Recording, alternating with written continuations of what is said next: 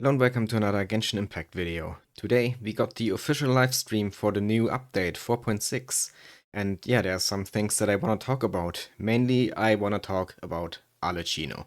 Because I'm not gonna lie, before the stream I actually wasn't too hyped about Arlecchino. I mean, she's cool, amazing design really, but the thing is I found her kinda disappointing in the Fontaine Archon quest.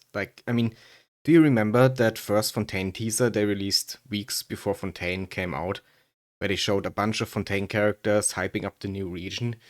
And Arlecchino kinda played a big role in that teaser. It made it seem like she has some kind of big master plan and would be a major player in whatever was gonna happen in the Fontaine Archon quest. But then, as it turns out, she didn't actually have that big of a role. There was no big Fatui plot or anything. She just basically poked around a bit to try and find out the truth about Furina, and then she helped with the evacuation during the prophesized flood. But she did that off screen. And she also did receive the Gnosis off screen. We didn't actually get to see that. And yeah, in the end, she barely did anything in the Archon quest, and I was just expecting more, I guess. I was kind of disappointed.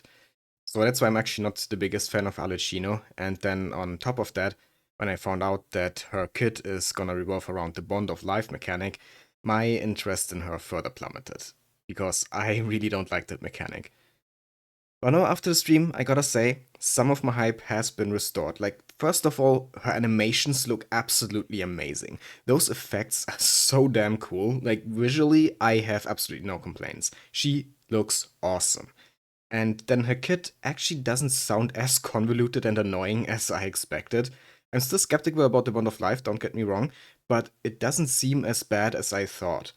Though, if I understood it correctly, she cannot be healed by other characters, right? Or something like that. Only by her own burst. Which is a bit weird. I don't know if I like that, but we'll see. So yeah, overall I would say I'm still not too excited about Arlecchino, but at least a little bit more excited than I was before the live stream. It just really depends on how she actually plays in-game. It's kinda hard to tell just from seeing the footage from the live stream. She might be incredibly fun, or the opposite of that. We'll see. Not sure though if I'm even gonna roll for her. On my main, I'm kinda saving up for Chlorine currently, and on my ult, I'm still gonna try to get C2 Barbara until New Village banner ends, because I really wanted Constellation. So I'm probably not gonna have any Primo jumps left at the end of that.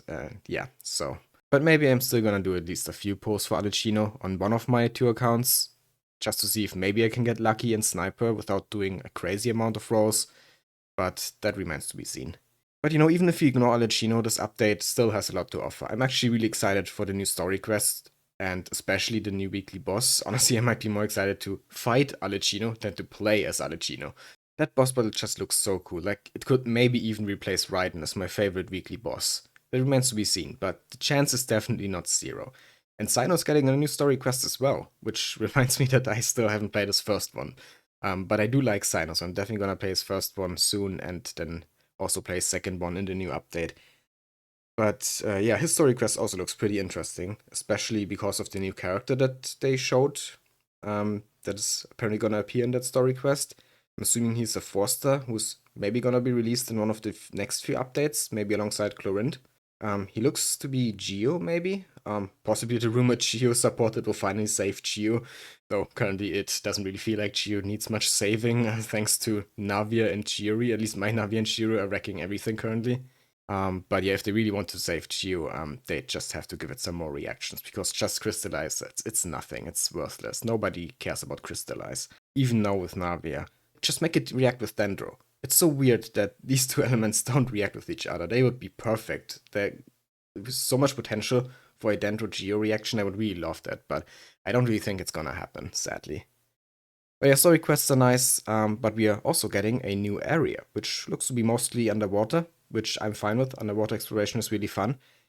There's also a pretty cool new centaur-looking boss. I'm assuming that Arlecchino probably needs some materials, so I'm probably not gonna farm him, but I'll at least fight him once just to see what he can do. And then we have the new events, of course. Ito is back once again. They really love creating events that revolve around him. But well, as long as Shinobu will stay as well, I'm fine with it. And from the looks of it, Yoimiya might also appear in the event, so it gets my seal of approval. But the event I'm actually most excited for in 4.6 is not the big main event with Ito, but it's actually Windtrace. It's finally back. I love Windtrace, and it seems like they have changed it a bit. Now it's not just about catching players or running away, but there are also these beacons or whatever they meant to be, and the rebels can repair them, which gives them an additional win condition besides just, not being found. From what I understand, going for these beacons is risky on one hand because you can't hide while repairing them, but it can also give you the win without you just having to hide. So yeah, it just makes the game a little bit more layered, and you can now actively work towards winning as a rebel, which I think is gonna make the game even more fun than it already was. I personally can't wait to play Windtrace again. I'm so happy it's back. But can we just talk about how everyone in this Windtrace footage from the stream is Ether? Where's Lumine? Like, come on, you couldn't have made it 2 Ethers, 2 Lumines? Why does it always have to be Ether in official material? Come on, I want justice for Lumine. But yeah, that aside, there isn't really much else. I mean, we got some more events, like one event with some guy who just returned from Natlan, which is a first. It's kind of interesting. He says something about the people of Natlan having some kind of big animal or monster companions or something like that, which is why he wants to prevent some monsters himself. This might hint as us maybe being able to ride certain animals or monsters in Natlan, which would be really cool. I mean, our horse is finally gonna be real in Genshin. Is the horse's cavalry captain KF finally getting a horse? That would be so funny. But yeah, it's basically all we got for Natlan. They didn't give us any actual info about the new region, no teaser or anything like that. They pretty much just ended the live stream then with TCG and soundtrack announcements. I haven't even played TCG in a while, but I might return to it just for the Shinobu card. That looks pretty cool. And I love Shinobu, so yeah, that's a possibility. But yeah, to summarize, I am hyped for this update, but I'm also still a bit skeptical about Arlecchino. On one hand, her playstyle looks cool, on the other hand, I'm not a fan of the Bond of Life mechanic. But yeah, overall, I'm definitely excited for the new story quests, the new area, the events.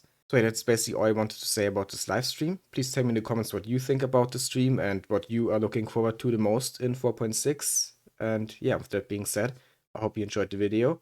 If you did, please leave a like, comment, and subscribe. I'd really appreciate it. And yeah, have a nice day.